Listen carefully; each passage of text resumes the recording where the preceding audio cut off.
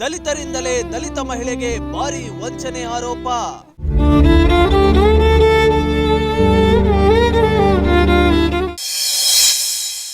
ಕೂಲಿ ನಾಲಿ ಮಾಡಿ ದುಡ್ಡು ಕೊಟ್ಟು ಖರೀದಿ ಮಾಡಿದ್ದ ಸೈಟ್ ಕೊಡದೆ ಕಳ್ಳಾಟ. ಶಿರಾ ತಾಲೂಕಿನ ಕಳ್ಳಂಬೆಳ್ಳ ಹೋಬಳಿ ಕಾಳಾಪುರದಲ್ಲಿ ಅಮಾನವೀಯ ಘಟನೆ.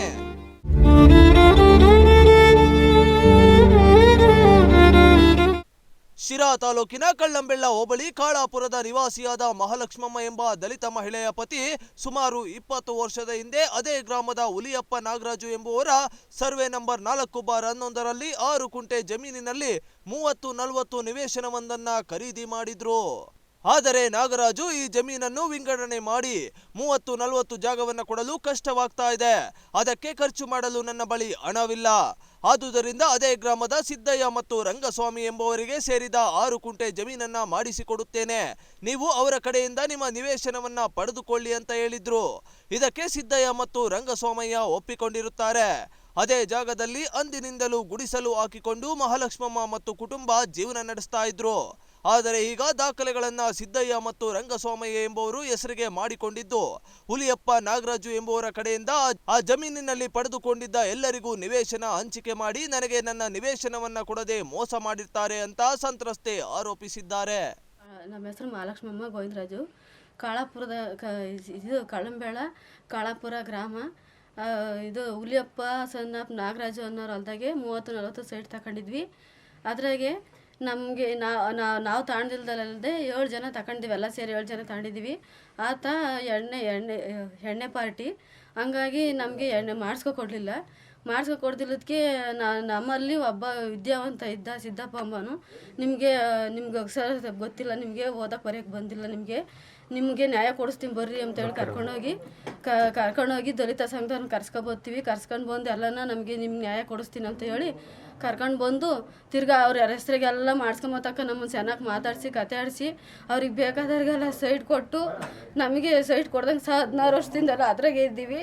ನನಗೆ ಸೈಟ್ ಕೊಡ್ದಂಗೆ ಭಾಳ ಹಿಂಸೆ ಕೊಟ್ಟು 50 ಸಲ ಯಾರು ಎಸ್.ಐ.ನೂ ಇವರು ಚೇಂಜ್ ಆಗ್ತಾರೆ, ಅವ್ರಿಗೂ ಹೊಸ್ದಾಗಿರೋರಿಗೆಲ್ಲ ಬಂದವ್ರಿಗೆಲ್ಲ ಕಂಪ್ಲೇಂಟ್ ಕೊಟ್ಟು ನನ್ನ ಈ 2 ವರ್ಷ ನನಗೆ ಭಾಳ ಹಿಂಸೆ ಕೊಟ್ಬಿಟ್ಟಿದೆ ಸರ್.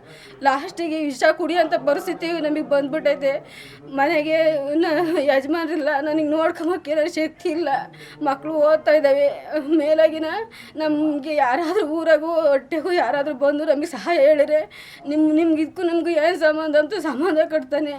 ನಿಮ್ಗೆ ಏನು ಸಂಬಂಧ, ನಿಮಗೆ ಅಮ್ಮಗೆ ಹಂಗೆ ಬರೋಕ್ಕೆ ನಿಮ್ಗೆ ಯಾರು ಹೇಳಿ?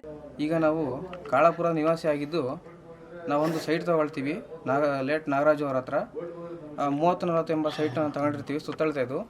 ಆದರೆ ಈ ಏನು ಸಮಸ್ಯೆ ಆಯಿತು ಅಂದರೆ ಅವಾಗ ನಾಗರಾಜು ಅನ್ನೋರು ಮಾನಸಿಕ ಅಸ್ವಸ್ಥರಾಗಿರ್ತಾರೆ. ಆ ಮಾನಸಿಕ ಅಸ್ವಸ್ಥರಾಗಿದ್ದರಿಂದ ಅವ್ರ ಹತ್ರ ಹಣನೂ ಇಲ್ಲ ಆ ಕಾಲದಲ್ಲಿ. ಹಾಗಾಗಿ ನಮಗೆ ಯಾವುದೇ ದಾಖಲಾತಿ ಕೊಡುವಾಗ ಸ್ವಲ್ಪ ಡಿಲೇ ಆಯಿತು. ಆ ಡಿಲೇ ಆದಾಗ ಏನಾಯ್ತು ಅಂದರೆ ಆತ ಮಾನಸಿಕ ಅಸ್ವಸ್ಥ ಆಗಿ ಎಷ್ಟು ಪರಿಣಾಮ ಬೀರಿತಂದರೆ ಆತ ಸಾವು ಕೂಡ ಸಂಭವಿಸೋ ಹಂತದಲ್ಲಿದ್ದರು. ಹಂಗಾಗಿ ಏನಾಯ್ತು ಅಂದರೆ ನಮ್ಮಲ್ಲಿ ಒಬ್ಬ 7 ಜನ ಸೈಟ್ ತಗೊಂಡಿದ್ರು 4/11ರಲ್ಲಿ. ಆದರೆ ಅಷ್ಟು ಜನ ಒಬ್ಬರು ಅನಕ್ಷರಸ್ಥರು, ಯಾವುದೇ ಶಾಲೆಗೆ ಹೋಗಿಲ್ಲ, ಯಾವುದೇ ಸಿಟಿ ಅಥವಾ ಒಳ್ಳೆಯ ಜ್ಞಾನ ಕೂಡ ಇಲ್ಲಂತಹ ವ್ಯಕ್ತಿಗಳು. ಹಾಗಾಗಿ ಏನು ಮಾಡಿದಂದರೆ ನಮ್ಮಲ್ಲೇ ಒಬ್ಬ ಸಿದ್ದಯ್ಯ ಬಿನ್ ದೊಡ್ಡಲಿಂಗಯ್ಯ ಅನ್ನೋ ಒಬ್ಬ ವ್ಯಕ್ತಿ ಇದ್ದರು, ದಲಿತ. ನಾವು ದಲಿತರೇ ಕೂಡ. ನಾವೇನು ಮಾಡಿದ್ವಿ, 7 ಜನ ನಮಗೆ ಈತ ಬಂದ್ಬಿಟ್ಟು ದಲಿತ ಸಂಘರ್ಷ ಸಮಿತಿಯಿಂದ ಒಂದು ಸಂಘ ಕರ್ಕೊಂಡು ಬಂದ್ಬಿಟ್ಟು ಇಷ್ಟು ಜನಕ್ಕೆಲ್ಲ ಅನ್ಯಾಯ ಆಗ್ತೈತೆ, ನೀವು 7 ಜನ ಸೈಟ್ ಅವ್ರು ನಮಗೆ ಸಹಾಯ ಮಾಡಿ, ನಾವು ನಿಮಗೆ ಯಾವುದೇ ಥರದ ತೊಂದರೆ ಆಗಲಿ, ಯಾವುದೇ ಒಂದು ಸಮಸ್ಯೆ ಬರೋದಂಗೆ ನಿಮಗೆ ಪ್ರತಿಯೊಂದು ಸೈಟು ಏನು 30-40 ತಗೊಂಡಿದ್ದೀರೋ ಆ ಅಳತೆಯಂತೆ ನಿಮಗೆಲ್ಲ ಸೈಟನ್ನು ಸವಿವರವಾಗಿ ನಾನು ನಿಮಗೆ ಹಂಚ್ಕೊಂಡು ಅಂತ ಹೇಳಿ ಒಂದು ನಂಬಿಸ್ಬಿಟ್ಟು ನಂಬಿಕೆ ದ್ರೋಹ ಮಾಡಿ, ಹಾಗೂ 7 ಸೈಟ್ ಇದ್ದವನ್ನ 10 ಸೈಟ್ ಮಾಡಿ 3 ಸೈಟ್ ಮಾರ್ಕೊಂಡು ತಿಂದು, ಹಾಗೂ ಈಗ ನಮಗೆ ಜಾಗ ಇಲ್ಲ ಅಂತ ಹೇಳಿ ಈ ಥರ ಅನ್ಯಾಯ ಮಾಡ್ತಾಯಿದ್ದಾರೆ. ಇನ್ನು ನನ್ನ ನಿವೇಶನವನ್ನ ಕೇಳಲು ಹೋದ್ರೆ ನನ್ನ ಮೇಲೆ ಅವ್ಯಾಚ ಶಬ್ದಗಳಿಂದ ನಿಂದಿಸಿ ಕೊಲೆ ಬೆದರಿಕೆ ಹಾಕುವುದು ಹಾಗೂ ಸುಖ ಸುಮ್ಮನೆ ಠಾಣೆಗೆ ಕರೆಸಿ ಧಮಕಿ ಹಾಕುವ ಕೆಲಸ ಮಾಡ್ತಾ ಇದ್ದಾರೆ. ಠಾಣೆಯ ಪೊಲೀಸರು ಈಕೆಗೆ ನಿವೇಶನ ಕೊಡಿ ಅಂತ ಹೇಳಿದ್ರು.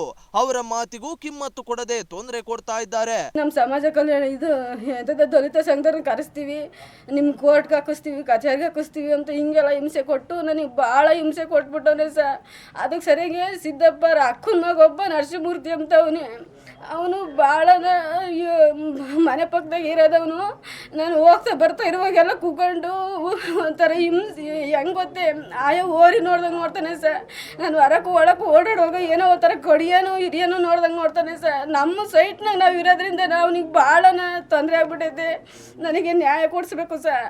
16 ವರ್ಷದಿಂದ ಅದೇ ಹೊಲ್ದಾಗಿದ್ದೆ, ಅದೇ ಸೈಟ್ನಾಗಿದ್ದೀನಿ. ಗಿಡ ಮರ ಎಲ್ಲ ಸಖ ದೊಡ್ಡವಾಗಿವೆ. ಬಂದು ಎಲ್ಲ ಸ್ಥಳದಾಗ ನೋಡಿ ನನಗೆ ಸರಿಯಾದ ನ್ಯಾಯ ಕೊಡಿಸ್ಬೇಕು ಸರ್. ಮೇಲಾಗಿನ ಪೊಲೀಸ್ನವರು SIಗಳು ಎಲ್ಲ ಬಂದು ನೋಡೋಗಿ ಇಂಥ ಮಗಿ ಇಂಥನೇ ಮಾಡಿದ್ಯಾ, ನಿನಗೆ ಸರಿನೇ ಇದು ಮಾಡಿರೋದು ವಿದ್ಯಾವಂತ, ನಿನಗೆ ಗೊತ್ತಾಗಲ್ವಂತ ಬೈದು ಎಲ್ಲ ಇದನ್ನು ಮಾಡಿರೋದಕ್ಕೆ ಆಮೇಲೆ ಕೊಡ್ತೀವಂತ ಒಪ್ಕೊಂಡು ತಿರ್ಗಿ SI ಸರ್ದಾಗ ಬರ್ಕೊಂಡು ಕೊಟ್ಟು ಆಮೇಲೆ ಅದಕ್ಕೂ ಮೀರಿ ಇವಾಗ ಕೋರ್ಟ್ಗೆ ಹಾಕ್ಯಾನ ಸರ್. ನನಗೆ ಕೋರ್ಟ್ಗೆ ಹೋಗೋಕೆ ಶಕ್ತಿ ಇಲ್ಲ. ನನಗೆ ಮಕ್ಕಳನ್ನೇ ಸಾಕ್ಯಾರ. ಇವಾಗ ನನ್ನ ಮಗನೂ ಸ್ಕೂಲಿಂದ ಬಿಡಿಸಿದ್ದೀನಿ. ನನಗೆ ಭಾಳ ಹಿಂಸೆ ಅಂದರೆ ಸಖತ್ ಹಿಂಸೆ ಆಗ್ಬಿಟ್ಟೈತೆ ಸರ್. ನಾನು ಇರೋದೇ ಬೇಡ ಅಷ್ಟು ನನಗೆ ನೋವು ಬಂದುಬಿಟ್ಟೈತೆ. ನೀವೆಲ್ಲ ಬಂದುಬಿಟ್ಟು ನನಗೆ ಸ್ಥಳ ಭೇಟಿ ಮಾಡಿ ಸರಿಯಾದ ನ್ಯಾಯ ನನಗೆ ದೊರಕಿಸ್ಕೊಡ್ಬೇಕಂತ ನಿಮ್ಮ ಕೇಳ್ಕೊಂತೀನಿ ಸರ್. ನಾನು ಅಷ್ಟೇ ನಾನು ಕೇಳ್ಕೊಬೋದು, ಇನ್ನೇನು ನಾನು ಕೇಳ್ಕೊಬಲ್ಲ. ನಾನು ದುರ್ಗೇಶು ಮಂಜುಳಾ, ಗೋವಿಂದರಾಜು ಮಹಾಲಕ್ಷ್ಮಮ್ಮರು, ಬಸವರಾಜು ಮಂಜುಳರು, ಸಣ್ಣರಂಗಪ್ಪ ಶೈಲಮ್ಮರು ಈ 4 ಜನ ಸೈಟ್ ತಾಣಿದ್ವಿ 4/11 ಹುಲಿಯಪ್ಪನಲ್ದಾಗೆ ನಾಗಣ್ಣಂಬ ಕಂತದಲ್ಲಿ. ಅದರಲ್ಲಿ ನಮಗೆಲ್ಲ ಮಾಡಿಕೊಟ್ಟು ಇವನೊಬ್ಬ ಸಿದ್ದಣ್ಣಂಬನು ದಲಿತ ಇದರಲ್ಲಿ ಇವರಿಗೆ ಮಾಡ್ಕೊಡ್ದಂಗೆ ಬರೀ ಪೊಲೀಸು ಕಚೇರಿ ಕೋರ್ಟು ಕಚೇರಿ ಅಂತ ಅಲ್ದಾಡಿಸ್ತಾ ಇದ್ದಾನೆ. ಈ ಥರ ಇವ್ರಿಗೆ ಅನ್ಯಾಯ ಮಾಡ್ತಾಯಿದ್ದಾನೆ. ಈ ಥರ ನಮಗೆಲ್ಲ ಇದು ಮಾಡಿಕೊಟ್ಟು ಇವ್ರಿಗೆ ಇದು ಮಾಡ್ತಾಯಿದ್ದಾನೆ, ಭಾರಿ ಅನ್ಯಾಯ ಮಾಡ್ತಾಯಿದ್ದಾನೆ. ಇವನೊಬ್ಬ ಗೌರ್ಮೆಂಟ್ ಅಫಿಷಿಯಲ್ಸ್ ಅಂತ ನಾವು ಒಬ್ಬ ಮುಖಂಡ ಅಂತ ಇವನಿಗೆ ಎಲ್ಲ ವಹಿಸಿ ದುಡ್ಡು ಕಾಸೆಲ್ಲ ಕೊಟ್ಟಿದ್ವಿ. ಆದರೆ ನಮಗೆಲ್ಲ ಮಾಡಿಸ್ಕೊಟ್ಟು ಇವ್ರಿಗೆ ಈ ಥರ ಅಲ್ಲಿಲ್ಲೂ ಅಲ್ದಾಡ್ಸೋದೆ ಕೋರ್ಟು ಕಚೇರಿ ಅಂತ.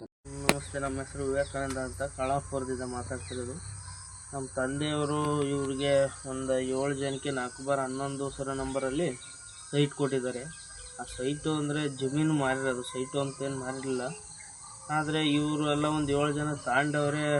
ಅವರು ಒಬ್ಬನ ಹೆಸರು ಮಾಡಿಸ್ಬಿಟ್ಟವ್ರು, ಸಿದ್ದಯ್ಯ ಬಿಂದೊಡ್ಲಿಂಗಯ್ಯ ಅಂತ. ಅವ್ರ ಹೆಸರು 2013-14 ರಿಜಿಸ್ಟರ್ ಆಗೈತೆ, ಕ್ರಯ ಆಗೈತೆ. ಆದರೆ ಅವ್ರಿಗೆ ಬೇಕಾದರಿಗೆ ಮಾತ್ರ ಹಂಚ್ಕೊಂಡವ್ರು. ಮಹಾಲಕ್ಷ್ಮಮ್ಮ ಗೋವಿಂದಪ್ಪ ಅಂತ ಒಬ್ಬರು ತಾಂಡಿದ್ರು. ಇವ್ರಿಗೆಲ್ಲರಿಗಿನ್ನ ಮುಂದಾಗ ಅವ್ರು ತಾಂಡಿದ್ರು. ಅವರು ಗುಡಿಸ್ಲು ಕಟ್ಕೊಂಡು ಇವತ್ತು ವಾಸ ಇದ್ದಾರೆ. ಆದ್ರೂ ಅವ್ರಿಗೆ ಸೈಟ್ ಕೊಡ್ದಂಗೆ ಇವ್ರನ್ನ ಕೋರ್ಟು ಕಚೇರಿ ಸ್ಟೇಷನ್ನು ಅಲಿಸ್ತಾ ಇದ್ದಾರೆ. ಆದರೆ ಅವ್ರಿಗೆ ಅನ್ಯಾಯ ಮಾಡ್ತಾಯಿದ್ರೆ ಅವ್ರಿಗೊಂದು ನ್ಯಾಯ ಬೇಕಷ್ಟೆ. ಮತ್ತು ದಲಿತ ಮುಖಂಡರನ್ನ ಕರೆದುಕೊಂಡು ಬಂದು ಜಾಗದಿಂದ ಖಾಲಿ ಮಾಡುವಂತೆ ಒತ್ತಾಯಿಸ್ತಾ ಇದ್ದಾರೆ. ಈಕೆಯ ಸಹಾಯಕ್ಕೆ ಬರುವ ಅನ್ಯ ಜನಾಂಗದವರ ಮೇಲೆ ಅಟ್ರಾಸಿಟಿ ಪ್ರಕರಣ ದಾಖಲಿಸುವುದಾಗಿ ಬೆದರಿಕೆ ಹಾಕ್ತಾ ಇದ್ದಾರೆ. ಅಮೋಘ್ ಟಿವಿ ಬಳಿ ಬಂದು ನ್ಯಾಯಕ್ಕಾಗಿ ಮೊರೆ ಇಟ್ಟಿದ್ದಾರೆ.